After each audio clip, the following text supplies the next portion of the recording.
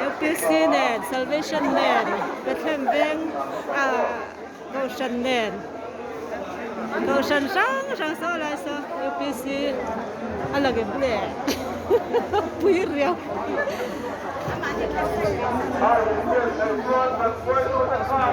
Số lại số LPC nha, đây là hi Baptist để Presbyterian để Salvation cái mà đi thôi, đúng không?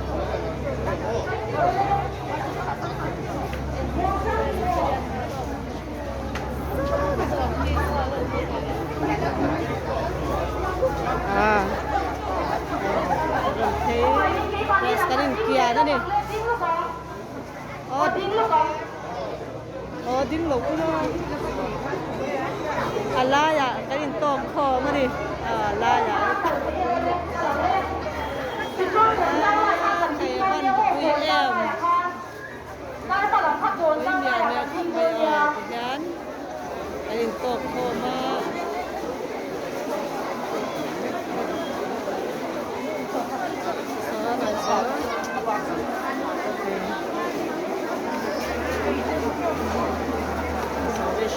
Quay tí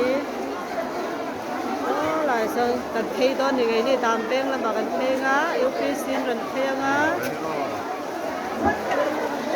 ole ao cho nằm ô tập bên chung lòng khơi mà nghe ít thế lên coi in adu ani apa lah makan tele adu lah makan tele